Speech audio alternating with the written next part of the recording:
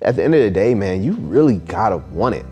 You gotta really want it. And I think the problem is now with social media. Before, when I was growing up, I didn't see all these examples of people having cool cars or doing cool shit all the time, like, right?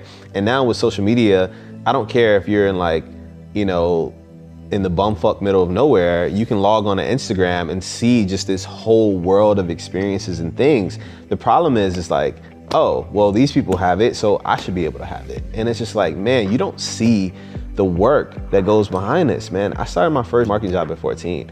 I'm 10 years into entrepreneurship. It wasn't until the past few years where I started really getting recognition for it, right? And so people don't see all that it takes to even get to that point, and that's the problem. And so they think it's supposed to be this overnight thing. Oh, I started an LLC, give me money. No, that's not how it works.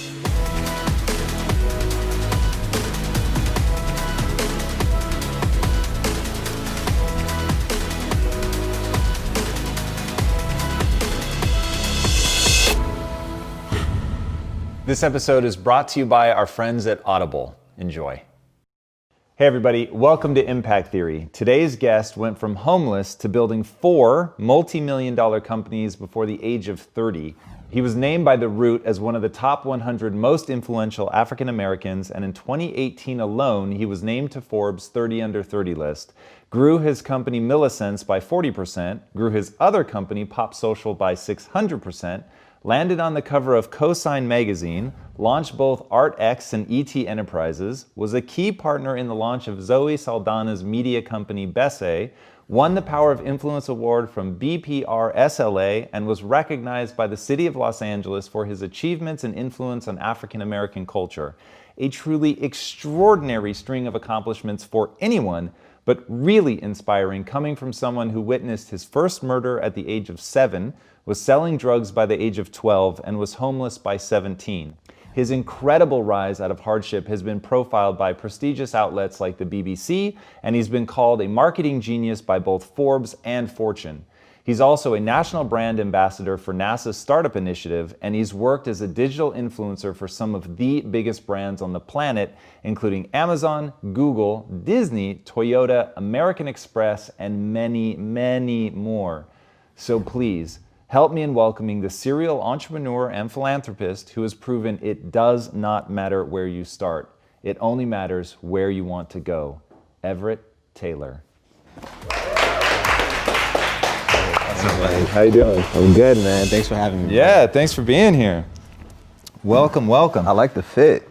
Well, thank you, sir. Yeah. Thank you very much, man. Sure. So in watching your interviews, there's always high style going on. So, you got to keep it crispy over here. Oh yeah, man. I love it. I love it. So a little birdie told me that relentless is your word. Yeah, I have it on my wrist right here. Nice. I actually have a retina painting with relentless as well. So Yes. In it's fact, kind of my mantra. That's amazing. The painting's really cool, by the way. Yeah, thank you.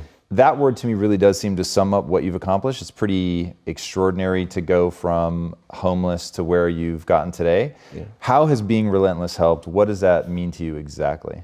Yeah, so for me, I think life is just have you seen the movie Deadpool? Of course. Of course. So Deadpool, in that movie, he says something about how you have like these brief moments of kind of peace until like the next accident happens, right? And that's just life in general. It's never going to be complete smooth sailing. One of the things that I've noticed about a lot of people is that they let the hardships and the things that happen in their life, failure, stop them from, like Aaliyah says, dust yourself off and try again, right? And for me, I've just never let anything or anybody prevent me from achieving what I want to achieve. And so I've always had this relentless mentality. And if you say I can't do something, if I fail, if I, mess up, it just motivates me even more. I just become even more hungry. And so I've always just had this, relentless mentality. I don't take, no for an answer. I don't take failure or accept failure at all. And it's just always been kind of in my heart to not give up. I love that. There was a moment in your story that you've referenced a few times that really made me think of this. I want to know what you did specifically. I want you to take us back to that moment. You're living in your car. Yeah. somebody smashes your window, and this is back in Virginia, right? This is back in this Richmond, is Virginia. cold Yeah. as hell. Yeah. Smash your window, take all your stuff, and now not only are you minus your stuff, but you have a hole in your window in the winter. Right. How did you react that moment? Well, okay, so there's one thing being homeless, but there's another thing having everything taken away from you, right? So, I worked throughout my teen years, so I had Jordans, I had like cool clothes, Rockaware, all this stuff that kids aren't wearing anymore, right? And, for me, like I was literally living out of my car. And so even though I was homeless, I was still trying to uphold the appearance of everything being okay.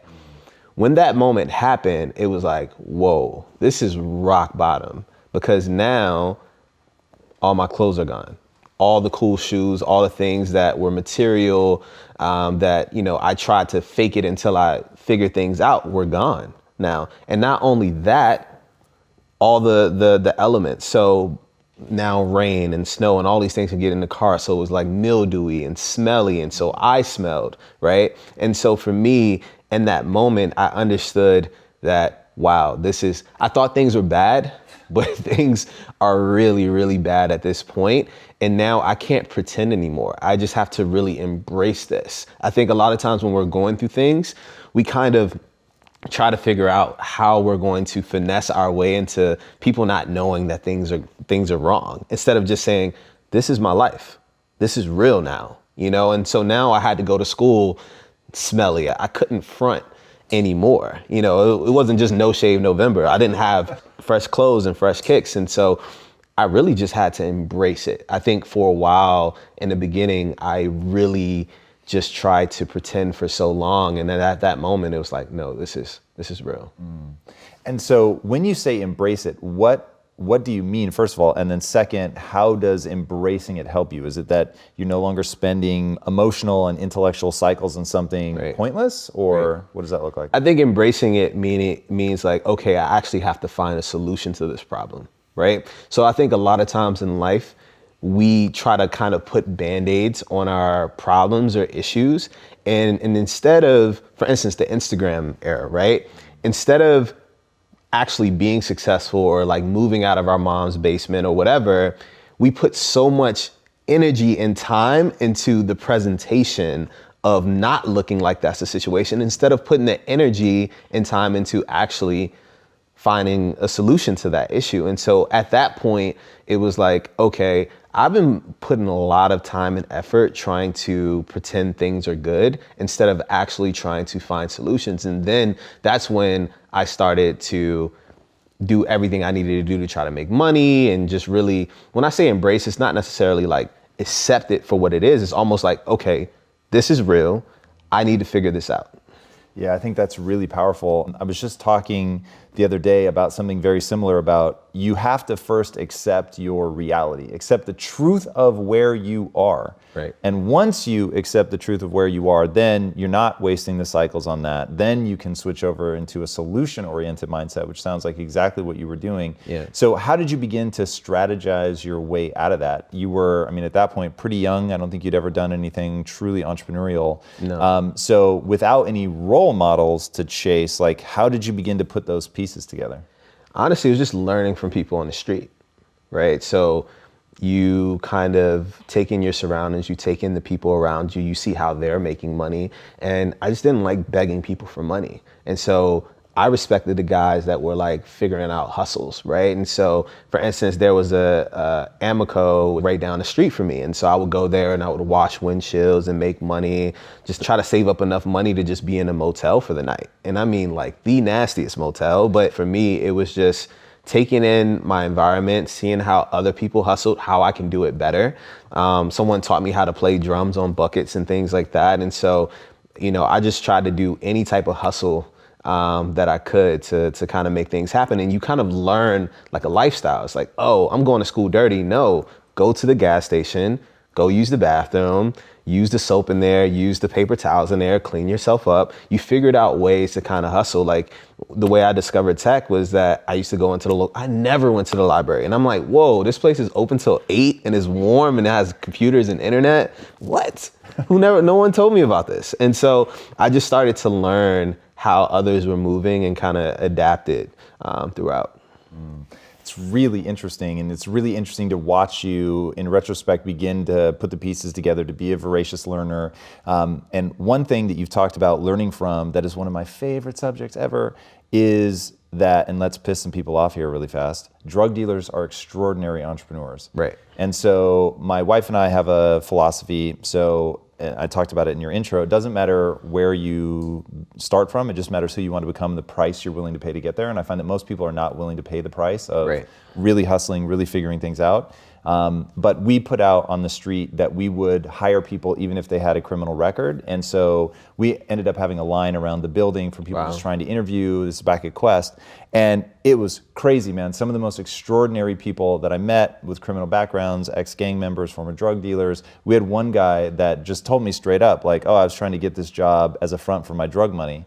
And I was like, it's actually really clever. I was kind of impressed. And so he and I ended up getting really close, and he's gone on to do extraordinary things. But when he was breaking down for me what a drug dealer has to do to pay attention to, like, to know where the cameras in the neighborhood point, to know where the blind spots are, to know what undercover cops are around based on the cars they drive and everything. I mean, it's just really extraordinary. And he was talking to me about how he didn't call them employees, but like how he dealt with his crew. And I was like, dude, I'm like, you're a better entrepreneur naturally than I am by far, but I've done more because I've taken an approach that is far more scalable, because essentially what you're selling is risk. But talk to me about that, because you both learned from them, but didn't succumb, you didn't go back to it. So I want to understand, like, how you begin to tease out knowledge from people that are very unconventional without just going, well, it's what I see, so it's what I'm going to do. So my supplier, that was the first COO that I ever met. Like, literally, like being a drug dealer is like being a chief operating officer. The things that they have to be aware of, all the types of people that they're dealing with and things like that. And you got to realize that, it's almost like a two-sided, marketplace, in the sense of like dealing with, people who are supplying you with that, the person that's supplying you, like it's two different sides to it. And so it's really impressive. And at the time, I didn't realize the things that I was kind of taking in and kind of learning. You have sales goals. You have to learn people skills. You have to be able to discern, different situations. I talk about my time being homeless and my time selling drugs is like, those are the times where I really develop my emotional intelligence, because you get to meet people from all different walks of life. People think the only people that were buying drugs were from the hood. Like, no, like it was like VCU students, Virginia Commonwealth University, sorry, VCU. But like college students, like all different types of people were coming around, and you would see like, and you have to be able to discern for that, is like, yo, this guy that looks like shouldn't be in our neighborhood, is this guy undercover cop? Is this guy college student? And we had all different like methods to, trying to figure those types of things out. But for me, it provided a source of inspiration. And a lot of people feel uncomfortable with that. But I grew up not having anything, And so to see these guys with the nice jewelry, the nice cars, the newest Jordans and things like that, not saying that they were spending their money on the right things, but it showed me that my family and a lot of people around me had just accepted a certain level of mediocrity that was generational. And so for me, I looked at them as, wow, if you have the motivation to do something for yourself and make something, there's a lot of drug dealers. There's not a lot of drug dealers that are making real money, right? It takes a certain je ne sais quoi, to get to a point where you become a boss, right? And so for me, it showed me how you can separate yourself from the pack and really run things the way that it should be. Yeah, that sentence will go down in my memory as one of the most fascinating je ne sais quoi regarding drug dealers and what makes them but the thing is, it's really true. And to your point about people get uncomfortable talking about it, I've never quite understood why. So my thing is learn from anyone that has something to teach you. And that was the thing that, so it's hard to fear that which you love. So in having so many employees that really were ride or die for Lisa and I when we were building Quest, it was like you really fall in love with who they are as people. And so, and that's how I got to know so much about their real story, not the sort of PR story, but like really what went down. And in loving them as much as we did for who they were, then we could really open ourselves to what that story is and to some of the extraordinary beats and moments. And so that time, coupled with some big brothering that I had done for a kid in South Central Los Angeles, really is why we did Impact Theory, for the very reason that you said. You know, there's a lot of people that are in this, but there's very few people that really learn from what they're going through. And so I'm looking at these people, and it's their mindset that's holding them back. And it wasn't that we weren't encountering incredibly smart people. We were, but the people that they had to model after weren't the right people. They weren't making the right moves. They weren't investing their money in an intelligent fashion, all of that, but it was all that they knew. And so what I find really interesting is the inner city and poverty specifically break most of the people that it touches. But every now and then you get an Everette Taylor who it seems to propel them forward. It's like they're fighting so hard against that thing that they overshoot, which is really interesting. So how do you think of that beginning? Is it something that you think has now really worked for you, or is it something that, no, I'd be even farther ahead if I hadn't had that? It's the rose that grew from concrete, right? It's like, no matter how terrible a situation is, no matter how bad it is, there's still gonna be a rose that grows from that concrete. And I feel like I was that, right? No matter what my situation was, I was built for this. I was not going to let myself fail, right? And I had that mentality. And I understand that now that I grew from that concrete, I'm starting to plant my seeds, and there's more roses growing. Right? And so that's why it's so important to be on a show like this. It's important that you're doing what you're doing with Impact Theory, because, you know, we're planting seeds, man. We're planting seeds in places that people are like, man, shit'll never grow here, right? And we're like, no, it can't. You know, because there's a lot of people out there that have the heart, that have the talent, that have the ability. They just have to see that someone else can do it. And that's, you know, that's important. Yeah, for sure. I always said that I think the next Einstein is going to be discovered somewhere in Compton. It's where we were working at the time. And I was just like, the problem is they don't believe they can do anything with their lives. And so our mission became those seeds, right? Like, how do you plant those seeds? What is that? What is that mindset that you have that you can pass on? So if you knew, I mean, you do know, so you've got this potential generation. They've got extraordinary things to offer, but most of them never will, because they're not going to encounter the seed that you're going to give them. What is in that seed? Like, if that kid is watching right now, he's in a library right now, what do you want that person to understand that will allow them to build your mindset? I remember being in the library, and I discovered Mark Zuckerberg, and I've told this story 100 times. The part I haven't talked about often, and I don't know why, is that when I discovered Mark Zuckerberg, yes, I was inspired to be an entrepreneur and be in tech, but I said, I can't do that. I'm not some white kid from the Northeast with a Harvard education. I can't do that. But you know who I discovered? Q, rest in peace. Q from World Star Hip Hop. Now, however you may feel about World Star, right? Q was a guy that looked like me, from the hood, no formal education, no background in tech or the digital space, and he built this super viral, profitable website. And at that moment, I said, oh, I can do it too. You have to be able to show people that there's other options, and that's what spreading seeds is all about. Showing people that they can actually do something different, you know? What do you think is your trait that is the most useful thing in terms of making you successful? The most useful thing, I think Emotional intelligence.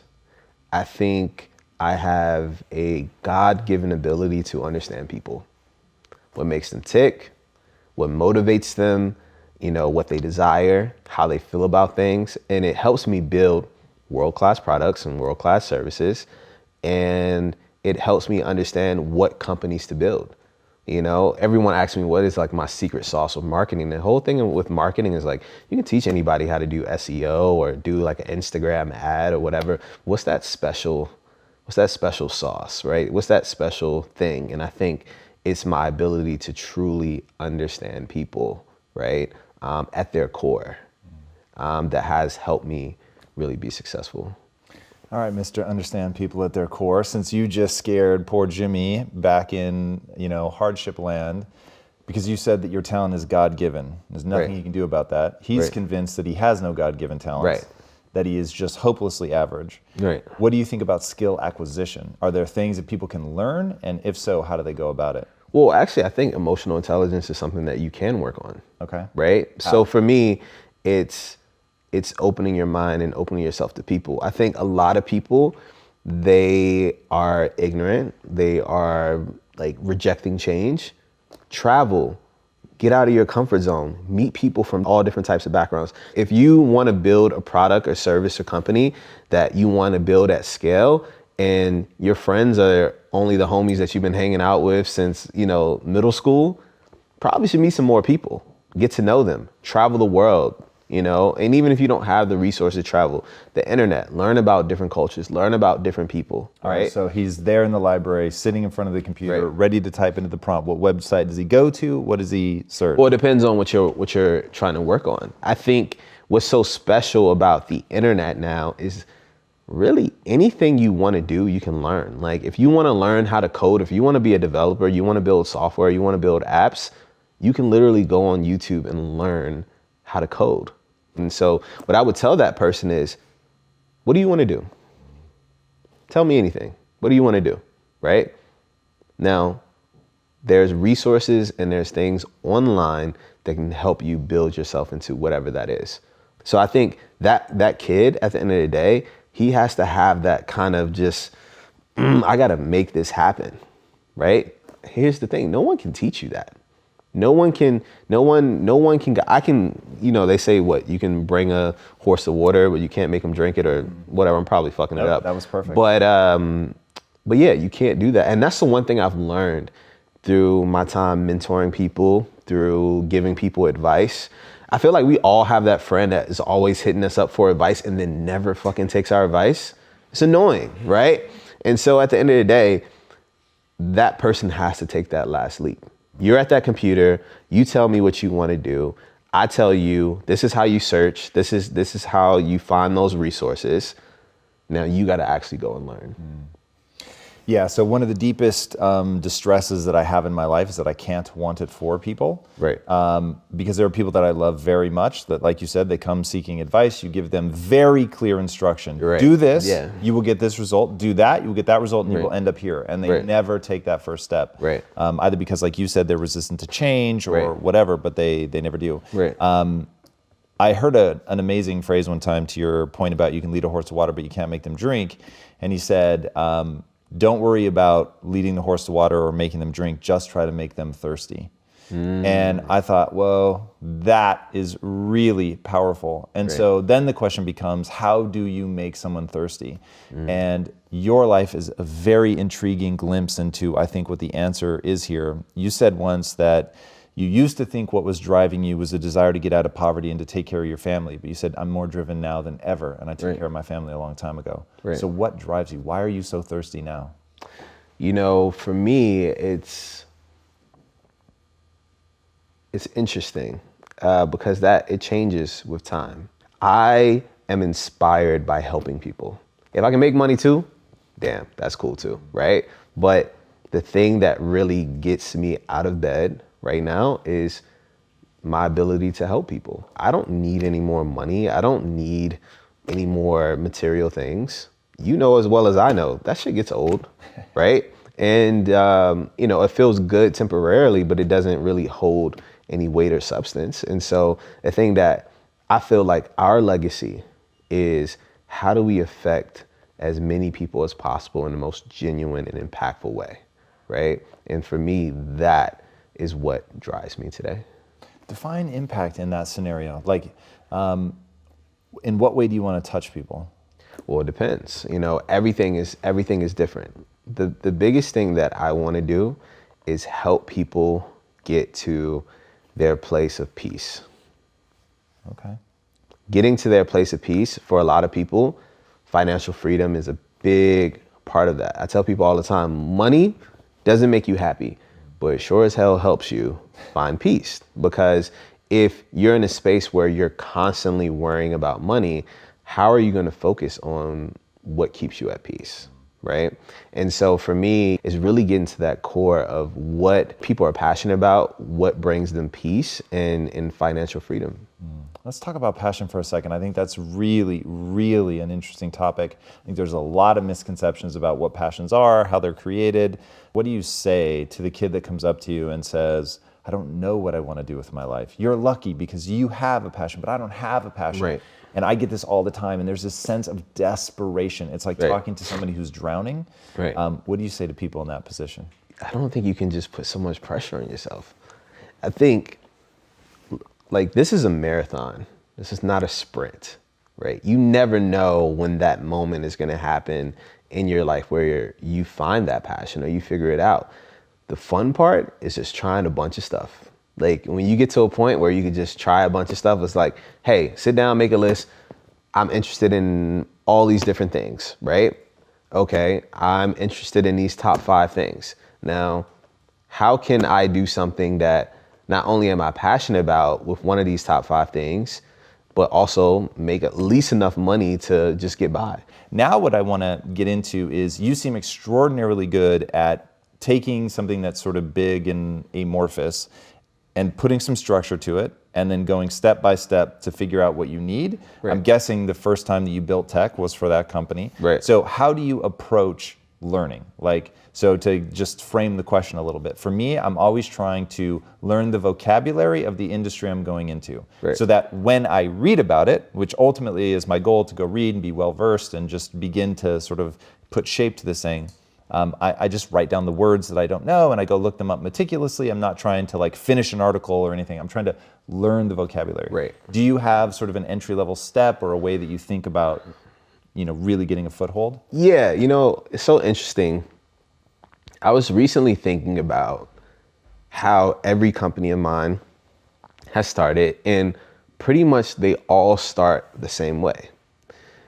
Whether I consciously or subconsciously do this, I immerse myself within the target audience of that product or service, right? I see a lot of people that want to try to do something and they don't talk to people. They're like, oh, I think this is cool. And so they just start working on it. And the best way to learn is from other people, especially the people that you're trying to serve these products or these services to, right? And so for me, like I said, consciously or subconsciously, I've always immersed myself into that target audience, that culture, those people, and learn from them.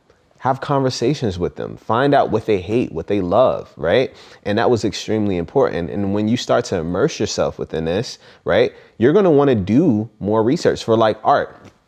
Being a young Black guy in the art space, shit doesn't happen, right? It's not a lot of us. The youngest art collector that I know outside of myself is Jesse Williams on Grey's Anatomy. He's 37, right? So he has 8 years on me. So it's not a lot of people that I know. And I'm like, yo, why is that, right? And so then I start to do my research and I start to learn why things are the way they are. So it's like, wow, I put myself in this space. I'm starting to identify problems. Now I want to research why these problems are problems and then figure out ways that I can tackle these problems, right? And so it's just this step-by-step process. And then when I think I find a solution to those problems, I go back to that target audience and I start saying, how do you guys feel about this? Or try this out. What do you think about this? It's such a collaborative experience. It's not just about you getting on the internet and just researching things. I think it's about talking to people and really bringing different, minds into the mix. At the end of the day, man, you really gotta want it. You gotta really want it. And I think the problem is now with social media, before when I was growing up, I didn't see all these examples of people having cool cars or doing cool shit all the time, like, right? And now with social media, I don't care if you're in like, you know, in the bumfuck middle of nowhere, you can log on to Instagram and see just this whole world of experiences and things. The problem is, it's like, oh, well, these people have it, so I should be able to have it. And it's just like, man, you don't see the work that goes behind this, man. I started my first marketing job at 14. I'm 10 years into entrepreneurship. It wasn't until the past few years where I started really getting recognition for it, right? And so people don't see all that it takes to even get to that point, and that's the problem. And so they think it's supposed to be this overnight thing. Oh, I started an LLC, give me money. Right. No, that's not how it works. Can we talk about something else? So my thing with that is I actually love I don't know what I'm doing and I have to figure this out. Like that actual process. Right. And because of that, I'll win over and over and over because I can go into a new space and fall in love. Like, oh yeah, like I guess now in this weird world, which I'm still not used to, people are paying attention to what I do. But I just love the process of going in and figuring something out. Right. And if that's your mentality, if what you're trying to do is acquire skills so that you are capable of something, like I think people acquire skills to check a box. They're thinking like it was in high school or college, like you're going to be tests and you either pass or you fail. No, this is like you can add value to somebody's life and thusly build an app and make a lot of money. Right. Or you can't add value to people's lives because you don't have a skill set that's usable or desired. Right. And you're stuck. But if you love the very process, not like the thought of, oh, this is going to make a cool Instagram post, but like if you love the process, then you've really got something. So I've recently gone into the comic book market. Long story why, but I find myself in this place where historically I had a passion, but I didn't know anything about the industry. Right. And there's half of it that plays to my strengths and the other half that just is a succubus on my weaknesses. And so it's like, whoa, I really have to face every insecurity that I have, every lack of skill. It's like, and I have to figure it out or I have to outsource it to somebody or whatever.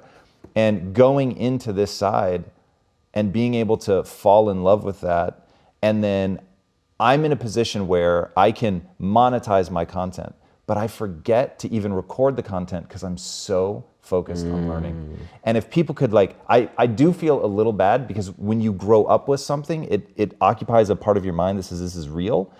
And because I grew up I didn't get social media until I was like in my late 30s. Right. So it was like, I didn't really, it's not real to me. It's a tool, right? It's a marketing tool. It's an ability to touch somebody's life. Like all of that shit is amazing. Right. But I'm not thinking, oh, how is this going to make a cool post? Right.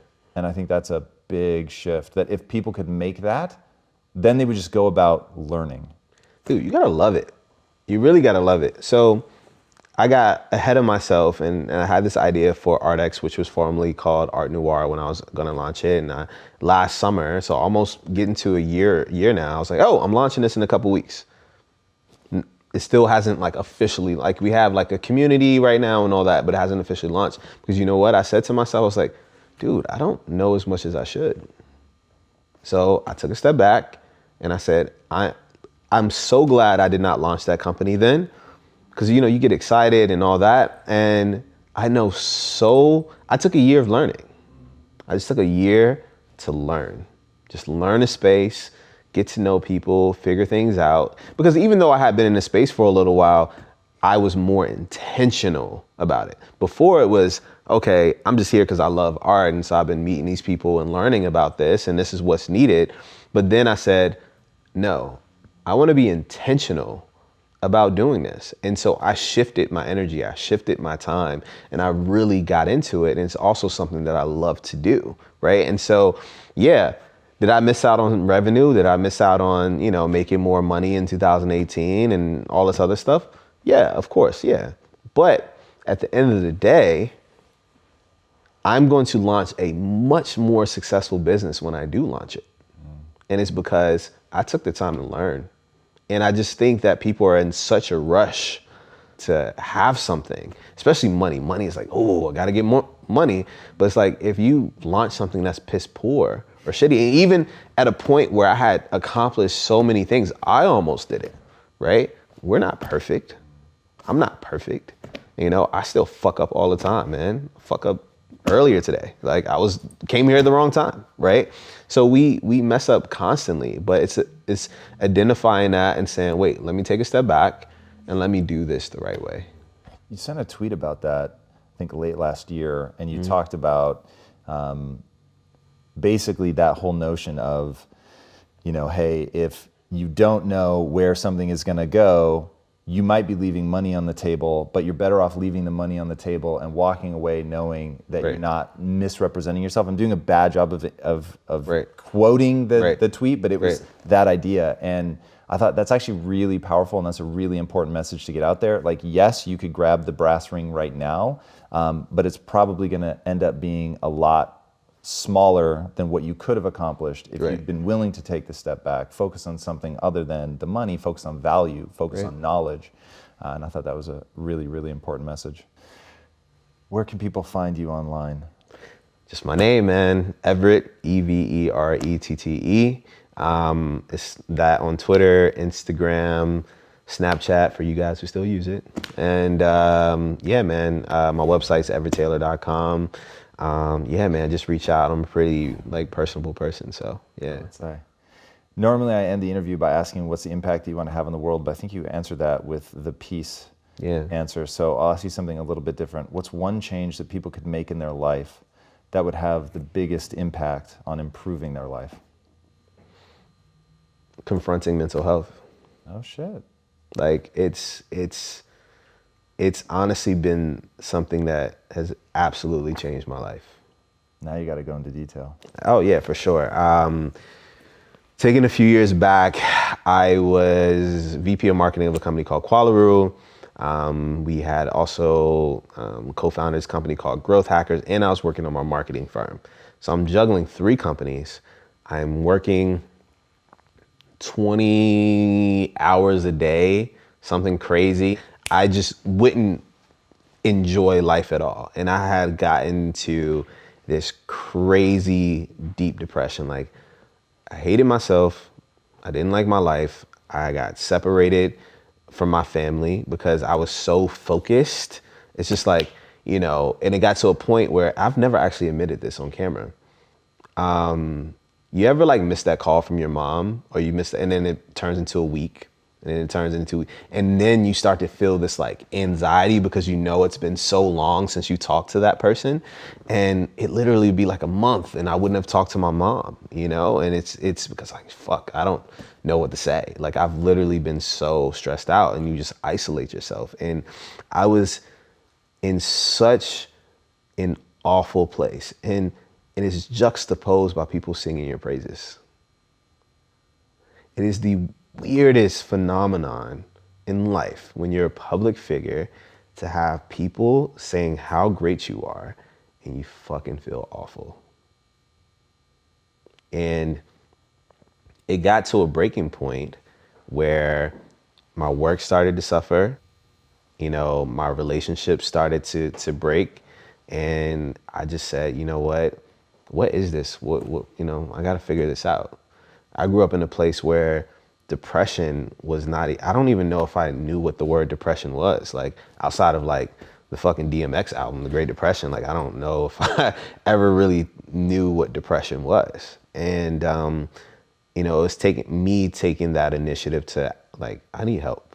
This is what I'm dealing with. This is what I'm feeling.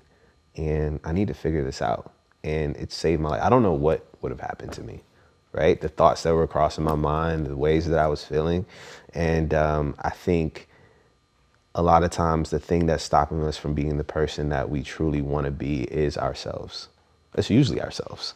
And I think being able to identify mental health, depression, anxiety, all these things that we're dealing with, and say that we want to make a change, and we humble ourselves to want to make that change, is one of the biggest barriers that one can break through.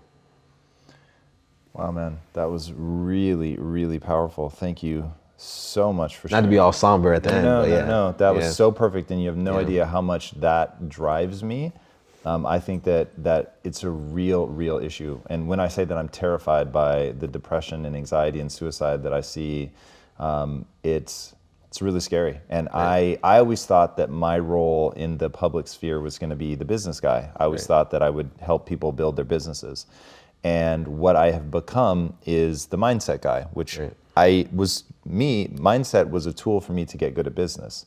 And now I'll be, at an event or something, and I always use this example because it was so striking. Guys, big, yoked. Because of my background in fitness, I get a lot of followers that are fitness. So he's probably 6'2", 230. I mean, just a big dude. And walking down the hall, grabs me, pulls me aside, and he just bursts into tears. And he's like, I want to kill myself. Like, first words. And I was just like, fuck, like, this is not the guy anybody would ever imagine is grappling with depression. Right. And he is. And so, having things like that happen over and over and over, you really start to think about, people have to talk about it. Right. You know what I mean? And so I've certainly started being super open about my anxiety, which for a while was crippling. Right. Because you're right, like that's the breakthrough, being able to talk about it, being able to confront it, not let it get somewhere because you're embarrassed. You know what I mean? It's crazy. Yeah, man. Thank you for that. Yeah, Thank you of for course, everything, man. This is really, really awesome. Yeah, of course, man. Guys, if you haven't already, be sure to subscribe. And until next time, my friends, be legendary. Take care. Thank you. That was amazing. Thank you, man. Appreciate it. Hey everyone, I wanted to take a second to give a shout out to our longtime friends at Audible.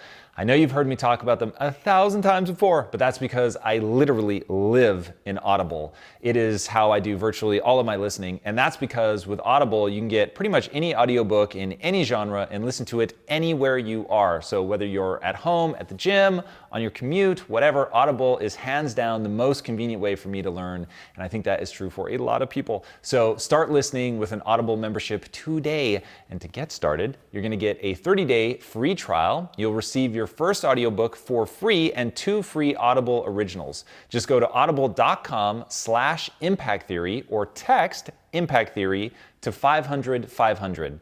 When you start, I recommend checking out David Goggins' book, Can't Hurt Me. It is one of my recent favorites. In fact, it's one of my all-time favorites. I absolutely love that audiobook, and what he did as a part of the read of that is really extraordinary. It's very different. I highly encourage you to check it out. So if you want to get more reading done this year, I urge you guys to do it with Audible. It's just a phenomenal way to do the reps, get amazing information. So go to audible.com/impact theory today and start your free trial right now. That's audible.com/IMPACTTHEORY.